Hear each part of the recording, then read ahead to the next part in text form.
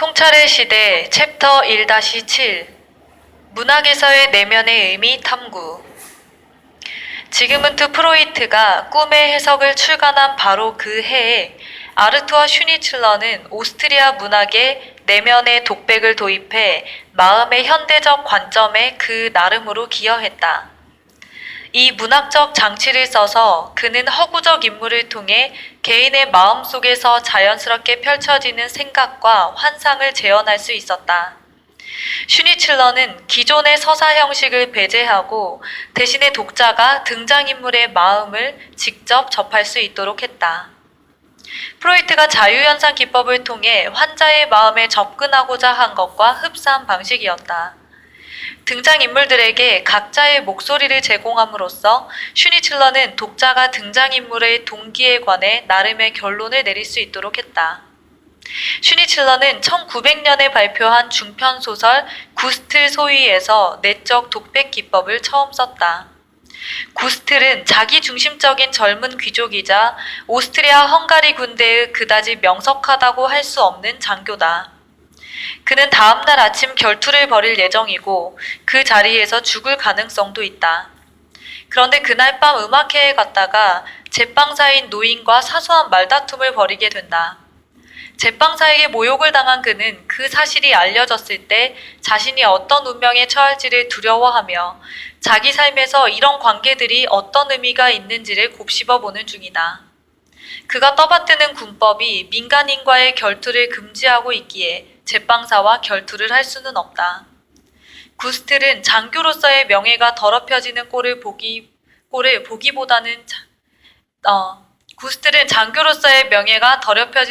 보기보다는 자살을 할까 생각 중이다. 그러다가 그는 제빵사가 발작을 일으켜서 죽었다는 것을 알고 크게 안도한다.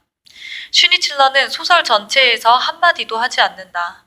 그는 보이지 않는 채로 있고 대신에 구스틀의 생각이 이야기를 끌고 나가도록 한다. 소설은 구스틀이 다투기 전에 음악회에 가 있는 장면으로 시작하는데 이는 슈니틀러가 구스틀의 속물적인 사고 과정을 묘사할 때 내면의 독백을 어떻게 사용하는지를 보여준다. 대체 언제 끝나는 거야? 시계 좀 볼까? 이런 진지한 음악회에서 예의 바른 행동은 아니겠지만 누가 쳐다보겠어? 설령 누가 본다고 해도 나보다 더 유심히 보지는 않을 테니까. 실제로 당황할 필요는 없어. 이제 9시 45분밖에 안 됐어? 좋기 3시간은 지난 것 같은데. 아니, 음악회에 익숙하지 않아서 그런 것 뿐이야. 그런데 지금 연주하는 작품이 뭐지? 연주 곡목을 보자. 그래, 맞아. 그거야. 오라토리오. 미사곡이라고 생각했어. 이런 음악은 사실 교회에서 쓰는 거지. 또 슈니틀러는 오스트리아 문학에 새로운 실질적인 차원들을 도입했다. 그는 유례없이 노골적으로 섹스를 다룸으로써 자기 세대의 부도덕한 목소리를 대변했고 당대의 다른 작가들보다 훨씬 더 세심하게 여성을 묘사했다. 그의 등장인물들은 제1차 세계대전이 임박하면서 많은 빈 사람들이 겪고 있는 사회적 가치의 쇠퇴와 삶의 의미 상실을 대변한다. 젊은이들은 기만, 실망, 공허함으로 가득한 지루하고 방향성 없고 불행한 삶을 살고 있다. 그들의 열망과 성취 사이에는 엄청난 간격이 있다.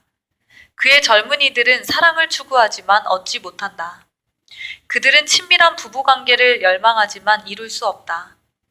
그들은 수용과 쾌락이라는 절실한 욕구를 충족하고자 성관계를 맺지만 거기에서도 낙심한다. 슈니틀러는 프로이트와 독자적으로 섹스가 다양한 영역에서 중요한 역할을 한다는 점을 이해했다. 그는 17살 때부터 세상을 떠나는 날까지 일기를 계속 썼다. 그 안에는 자신의 수많은 성경험, 16살 때부터 정기적으로 매춘부를 찾기 시작했다라고 적혀 있고 자신이 경험한 절정들이 하나하나 상세히 기록되어 있다. 이 자전적인 강박관념은 그의 소설 속 등장인물들에서 찾아볼 수 있다. 그들은 대부분 성욕을 강하게 느끼고 지나칠 정도로 추구한다. 슈니틀러는 쾌락을 추구하는 빈의 귀족이나 상류 중산층의 불륜과 정사, 금방금방 바뀌는 애인과의 성관계를 집요하리만치 상세히 적었다. 1893년 슈니칠러는 자기 분석을 적용하여 자신의 첫 작품이자 가장 유명한 희곡인 아나톨을 내놓았다. 7막으로 이루어진 이 작품에서 젊은 바람둥이인 아나톨은 다양한 연애 사건을 일으킨다. 묻지 않으면 아무런 이야기도 듣지 못한다라는 첫 막에서 슈니칠러는 일그러진 이중잣대를 드러낸다. 애인이 부정을 저지른다고 의심한 아나톨은 진실을 알아내기 위해 그녀에게 최면을 건다. 하지만 막상 그녀가 최면에 빠지자 아나톨은 그 중요한 질문을 하지 않겠다고 결심한다. 아예 모른 채로 있다면 자신과 사귀는 여성이라면 모름지기 자신에게 충실할 것이라는 확신을 계속 간직할 수 있다. 그래서 그는 의구심이 자신을 좀먹는 상황에서도 자기 기만 상태를 유지한다. 아나톨의 역설적 행동은 슈니칠러 자신의 모순된 성격을 반영한다. 그는 프로이트가 도덕의 이중 기준이라고 부르는 것을 고스란히 보여준다. 슈니칠러처럼 아나톨도 모든 관계를 불신하지만 자신과 관계를 맺는 모든 여성이 절대적으로 충실하기를 기대한다. 이 자기애적 환상이 실현 불가능하기에 슈니칠러의 작품에 등장하는 남성들은 애인이나 정부의 성생활에 관해 대체로 묻지 않고 지낸다. 슈니칠러는 오스트리아 문학의 정치적인 차원도 도입했다. 그의 작품 가운데 정치적으로 가장 중요한 것은 1908년에 발표한 자유를 향한 길이다. 그 책에서 그는 빈에서 부상하고 있는 반유대주의와 싹트고 있는 시오니즘 운동을 다룬다. 이 책은 에렌베르크 가문의 살롱에 참여하는 친구들의 초점을 맞춰 빈의 유대인 사교계를 묘사한다. 바로 여기서 슈니칠러는 프로이트가 나중에 모세와 일신교회에서 개괄할 주제를 도입한다. 반유대주의가 오이디푸스 콤플렉스의 일종이라는 것이다. 여기서 오이디푸스 콤플렉스는 아들이 아버지의 종교를 불신하는 형태를 취한다. 살롱의 주인인 부유한 기업가 오스카어 에렌베르크는 자신이 유대인이라는 것을 자랑스럽게 내세운다. 사회적 지위 상승을 추구하고 있는 그의 가족, 특히 아들은 그 점에 몹시 불만이다. 아들은 로마 카톨릭 귀족처럼 보이고 싶어한다.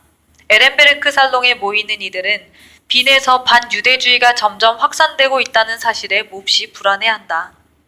그들은 자신의 유대인 정체성, 그리고 스스로를 오스트리아인으로 봐야 할지 유대인으로 봐야 할지를 놓고 끊임없이 토론을 벌인다.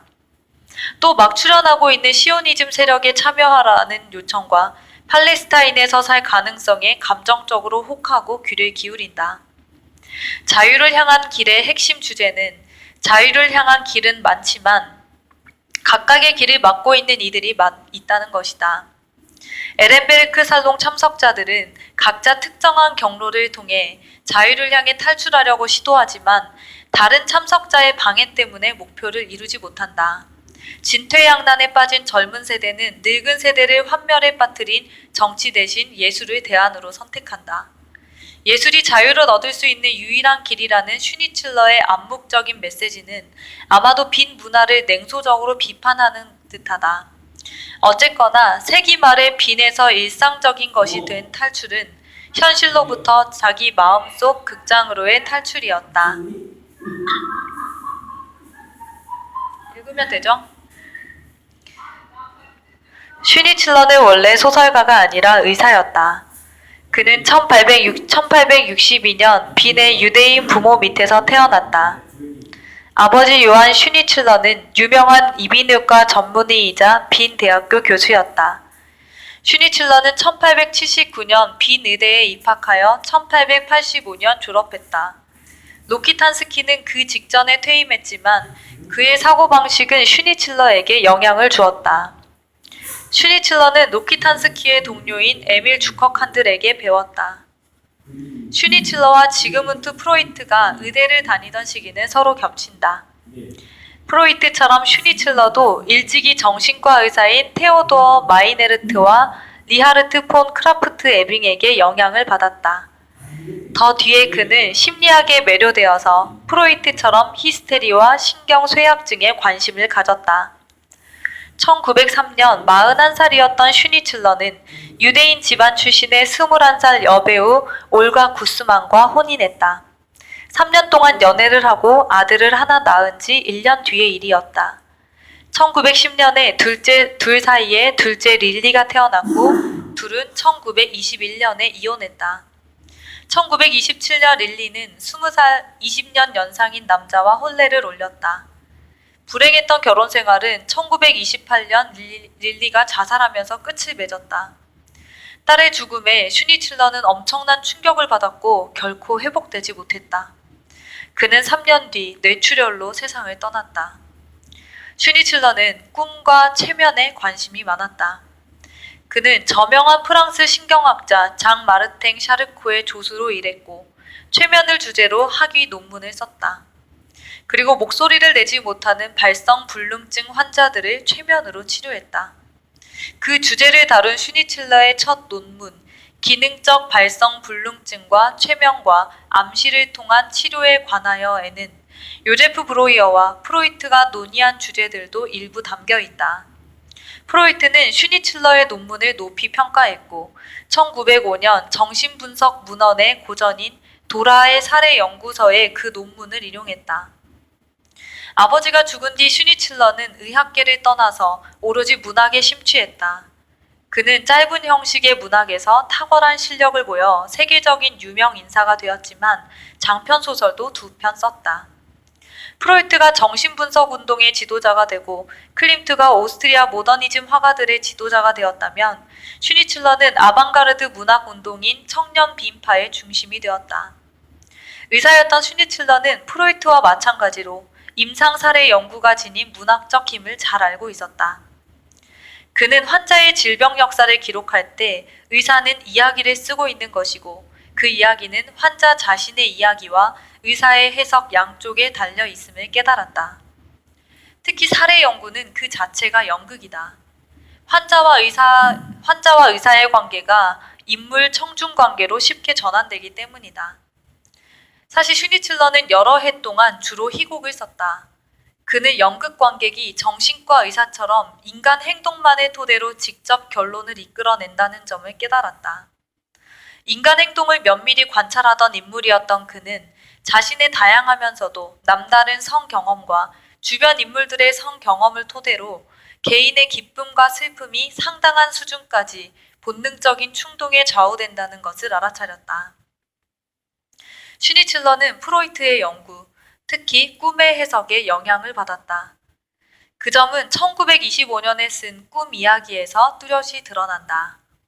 나중에 스탠리 큐브릭의 영화 아이즈 와이드 셔츠로 각색된 이 소설은 이틀 밤에 걸쳐 빈의 젊은 의사 프리돌린 부부에게 갑작스럽게 펼쳐지는 모호한 사건들을 추적한다. 슈니칠러는 그들의 욕망과 하루의 사건 사이의 경계를 흐릿하게 함으로써 꿈, 환상, 현실 사이의 경계 영역을 탐구한다. 프리돌린과 알베르틴 부부는 함께 참석한 가면 무도회에서 각자 낯선 사람과 별탈 없이 희롱거린 일을 서로에게 고백하면서 소원해진다. 고백한 뒤에 둘은 각자 혼의 정사의 욕망을 담은 꿈을 꾸었던 일을 상세히 이야기한다. 프리돌리는 자신 역시 은밀한 성적 갈망을 지니고 있다는 것을 시인했음에도 아내가 내면의 성적인 욕구를 간직하고 있다는 점을 알고 분개한다. 그는 밤늦게 도시에서 왕진 요청을 받자 그것을 불륜 환상을 꿈꾼 아내에게 복수하고 자신의 욕망을 충족시킬 기회로 삼는다.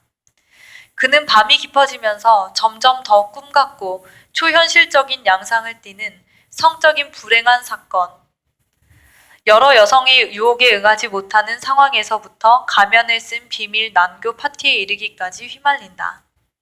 이윽고 집으로 돌아온 그에게 알베르티는 지난 휴일에 함께 만났던 해군 장교와 성관계를 갖는 성적인 꿈을 꾸었다고 고백한다. 이때 알베르틴의 꿈에는 프리돌린을 향한 그녀의 고통스러운 분노가 섞여 있다. 아내의 말에 분개한 프리돌린은 질투심에 불타서 자신도 불륜을 저지르려 나선다. 따라서 알베르틴은 오로지 꿈을 통해서만 남편의 둔감함으로부터 해방될 수 있다. 꿈은 그녀가 무의식적 욕망을 분출할 수 있게 해준다. 하지만 프리돌린은 꿈 이상의 것을 할 수 있다.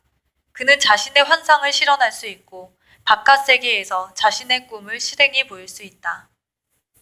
꿈은 슈니칠러의 작품에서 그의 내적 독백과 마찬가지로 등장인물의 정신생활을 드러냄으로써 치료 역할과 파괴 역할을 둘 다 수행한다. 성적 욕망이 꿈이라는 경관에서 수행하게 펼쳐지는 양상은 슈니칠러가 프로이트의 꿈 분석을 이해하고 있음을 보여준다. 즉, 꿈은 낮에 일어난 사건들의 잔재물을 통합하고 그것을 충족되면 즐겁겠지만 사회적으로 용납될 수 없기에 억압되는 본능적인 충동과 결합한다는 것이다. 프로이트는 슈니칠러의 문학적 묘사를 읽고 지적인 동료의식을 느꼈고 그 묘사를 과소평가된 훨씬 더 유해한 형태의 성욕이라고 했다. 사실 프로이트의 동료의식은 경쟁의식에 근접해 있었던 듯하다. 슈니칠러의 60살 생일 전날인 1922년 5월 14일자로 보낸 편지에서 그는 이렇게 썼다. 한 가지 고백을 하고 싶은데 혼자만 간직하고 있기를 간청드립니다. 내가 곱씹고 있는 의문은 그 긴 세월 동안 당신과 사귀려는 노력을 왜 전혀 하지 않았을까 하는 것입니다. 내 대역을 만나기가 두려워서 피해온 것은 아닐까 합니다. 당신의 결정론과 회의론, 무의식과 인간의 생물학적 본성에 대한 당신의 심오한 이해, 사랑과 죽음의 양극성을 천착한 사유의 범위, 그 모든 것이 기괴하리만치 친숙한 느낌을 줍니다. 내가 고생스럽게 연구하여 남들에게서 발견한 모든 것을 당신은 직관, 사실은 섬세한 자기 관찰을 통해 안다는 인상을 받았습니다. 사실 나는 근본적으로 당신이 그 심오한 세계의 탐험가라고 믿고 있습니다. 무의식을 파헤친 이 두 탐험가 가운데 여성의 심층을 탐사하는 데 더 뛰어난 심리학자는 슈니칠러였다. 그는 리비도가 사회 계급에 관계없이 모든 사람에게 있음을 알아차린 한편으로 자기의 성향을 지닌 상류계급 남성과 불륜관계를 맺는 노동계급 여성의 삶을 더 명확하게 조명했다. 특히 그는 아리따운 처녀를 탐구했다. 이 용어는 자신의 성적 호기심을 자유롭게 추구할 수 있다고 느끼는 아리따고 젊고 단순한 미혼 여성을 가리키기 위해 그가 도입한 것이다. 빈 1900의 지성사가인 에밀리 바니는 이런 젊은 여성들과 그들의 연애를 슈니칠러가 어떻게 보았는지를 다음과 같이 기술한다. 아리따운 처녀는 하층 계급의 예쁜 여성을 의미한다. 상류계급 남성들은 그런 여성을 애인으로 삼기에 좋다고 여겼는데 거기에는 몇 가지 이유가 있었다. 우선 매춘부보다 성병을 옮길 위험이 적었다. 또 그녀의 남자 친척들은 상류계급의 애인에게 결투를 하자고 도전할 사회적 지위에 있지 않았다. 그리고 남성은 선물과 사치품을 조금 안겨주고서 하찮게 취급할 수 있는 반면 아리따운 처녀는 그에게 사랑과 관심을 보여줄 터였다. 1925년 슈니칠러는 엘제 양을 출간했다. 하층 계급의 아리따운 처녀가 아니라 상류 계급 가문의 젊은 여성을 다룬 인상적인 중편 소설이었다. 여기에서 슈니칠러는 여성의 심리학자로서 새로운 수준의 능력을 발휘한다. 슈니칠러 연구자이자 그의 작품을 영어로 옮긴 번역가 마거리 셰퍼는 프로이트가 20년 전에 자신의 환자인 도라를 무신경하게 다룬 유명한 사례에 반발하여 슈니칠러가 엘제 양을 쓴 것이라고 주장한다. 엘제 양에서 슈니칠러는 더 급진적인 형태의 내적 독백을 도입한다. 덕분에 독자는 견뎌낼 수 없어 보이는 성적인 상황에 직면한 19살 여성인 엘제의 마음 상태가 어떻게 변하는지를 목격할 수 있다. 낭만적이고 이해력이 뛰어난 유대인 여성인 엘제는 숙모, 사촌인 파울의 애인인 치시와 함께 멋진 온천에서 휴가를 보내고 있다. 엘제는 자신이 유대인임을 무척 자랑스러워한다. 이 점은 슈니칠러가 유대교와 고조된 성욕을 연관짓는 빈 사람들의 틀에 박힌 태도를 활용하기 위해 쓰는 장치이다. 휴가를 보내고 있는 엘제에게 어머니가 보낸 전보가 온다. 아버지가 빚 때문에 교도소에 갈 위험에 처했다는 내용이다. 어머니는 엘제에게 집안의 지인인 나이든 폰 도르스다이 씨에게 가서 보석금을 융통하면 아버지를 구할 수 있을 테니 그렇게 해달라고 요청한다. 걱정 때문에 꼼짝도 할 수 없을 것 같으면서도 엘제는 안뜰에서 도르스다이를 만나서 문제를 의논한다.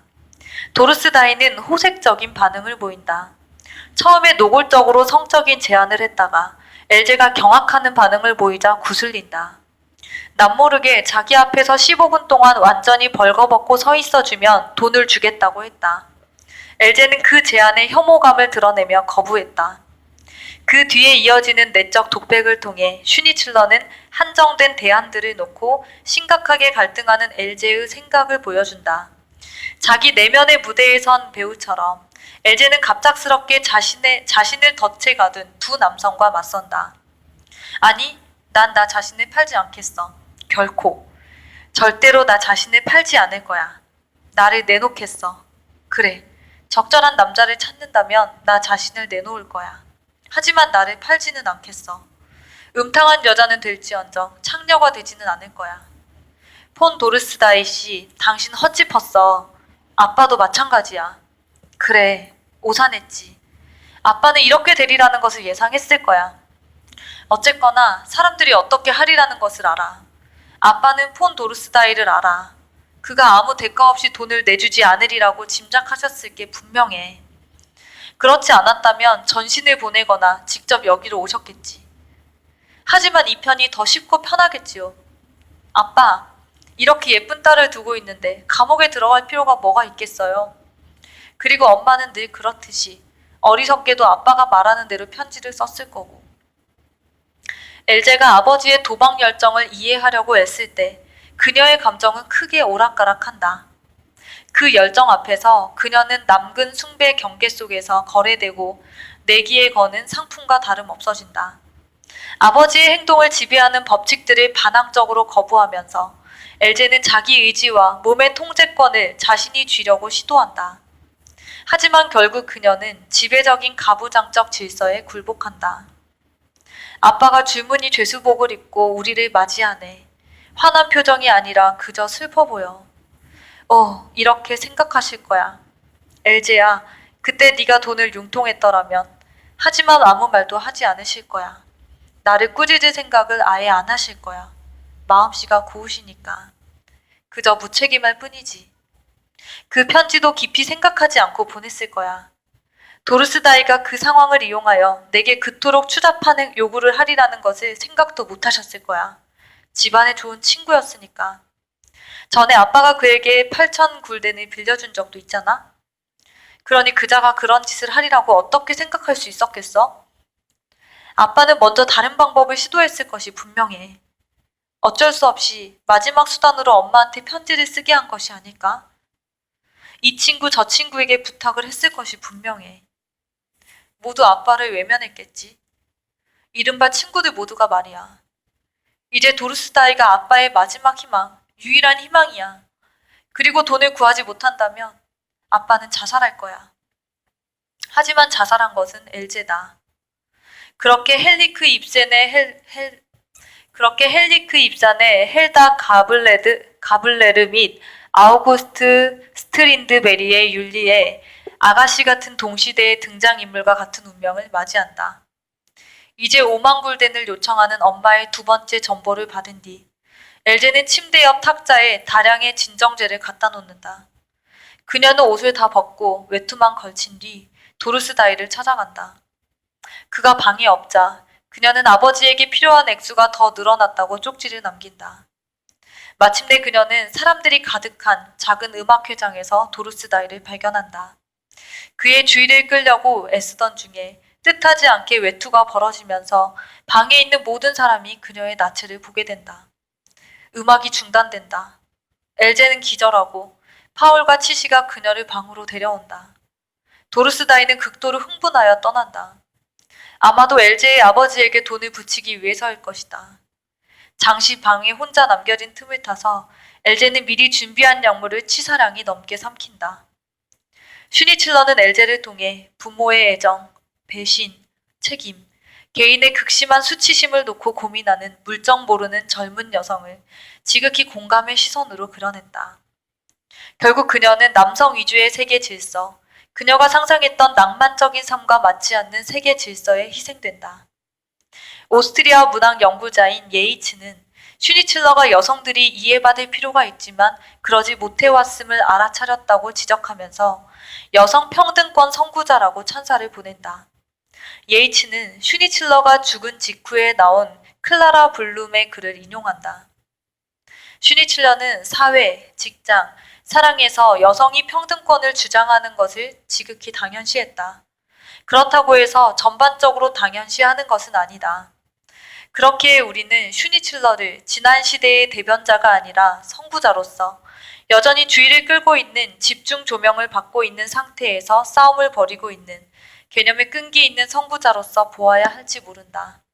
성적인 영역에서의 평등권 개념의 선구자로서 말이다.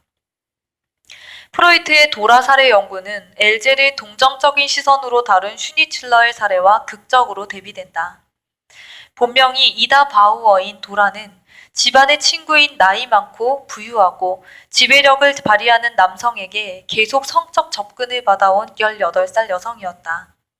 프로이트는 1900년 10월 14일에 그녀의 치료를 시작했다가 겨우 11주 뒤에 중단했다. 그러고는 1902년 4월 1일에 그녀를 잠깐 만났다. 그는 그 사례 연구를 3년 동안 발표하지 않았고 발표할 때에도 상당히 망설였다. 여러 면에서 이 사례 연구는 꿈의 해석의 연장선상에 있다.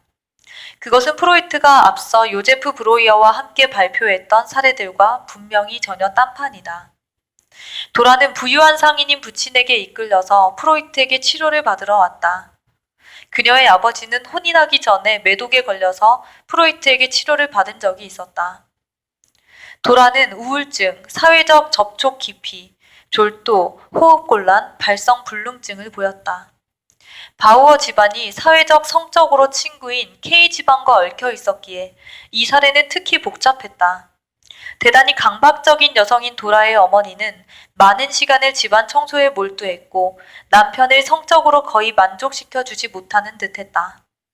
그래서 남편은 K씨 부인과 열정적인 불륜 관계에 빠져 욕구를 해소했다. 한편 부인에게 암묵적으로 거부당하자 K씨는 도라에게 관심을 돌렸다. 도라는 프로이트가 히스테리를 시사한다고 본 징후를 몇 가지 드러내기 시작하고 있었다. 특히 편두통과 신경성 기침이 그러했다. 증상은 시간이 흐르면서 더 심해져 갔다. 자신의 우울한 상태와 예전에는 좋아하고 믿었던 K씨를 싫어하는 이유를 설명하기 위해 도라는 그가 어떤 식으로 자신에게 성적으로 접근해 왔는지를 이야기했다. 도라가 14살이었을 때의 어느 날 그의 사무실에서 K씨는 갑자기 도라를 껴안고 열정적으로 입을 맞췄다. 도라는 기분이 상하고 혐오감이 일어서 그의 뺨을 때렸다.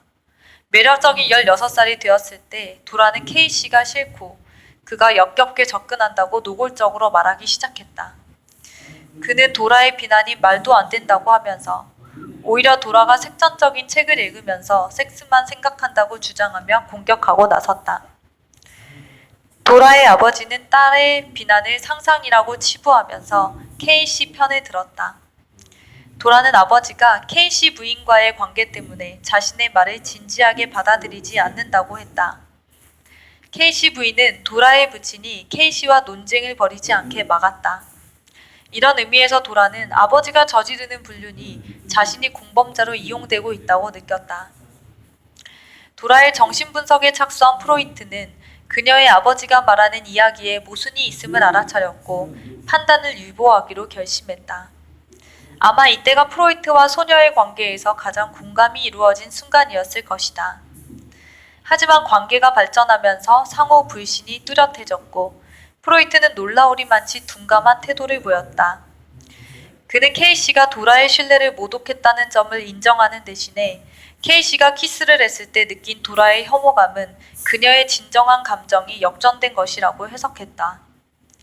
프로이트는 어른의 접근에 도라가 성적으로 흥분하지 않는 이유를 이해할 수 없었다. 그는 K씨의 낭만적이고 성적인 접근으로는 그녀의 열띤 히스테리 증상들을 설명할 수 없다고 주장했다. 그는 히스테리가 더 이전부터 있었던 것이 틀림없다고 결론지었다. 그는 도라의 증상이 부친, K씨 부인을 향한 강력하고 무의식적인 성적 감정 때문에 나타난 것이라고 보았다. 이 상황이 순진한 14살 소녀에게 확연히 성적 흥분 감정을 일으켰을 것이 분명하다. 프로이트는 도라의 아버지와 K씨 편에 서서 그녀가 K씨를 격렬하게 거부하는 것이 신경증적인 방어기제라고 해석했다. 그는 믿었던 가족 친구의 배신이 사춘기 소녀의 마음에 정신적 외상을 일으켰을 수도 있다는 점을 이해하지 못했다. 도라의 감정을 무시하고 그녀의 이야기를 왜곡하면서 그는 오로지 도라에게 이전부터 병이 있었다는 점만 강조했다. 결국 도라는 치료를 포기했다. 도라의 사례는 슬픈 이야기이며 프로이트의 경력에서 최악의 사례가 되었다. 그것은 종종 그가 성적인 접촉을 여성의 관점에서 보는 능력이 없었음을 말해주는 사례로 보이곤 한다. 프로이트는 그 치료가 실패했음을 인정했지만 그 실패를 근본 원인을 파악하지 못한 탓으로 돌렸다. 즉, 도라의 감정전이 때문이라고, 도라가 무의식적인 성적 관심을 프로이트 자신에게로 돌린 탓이라고 했다.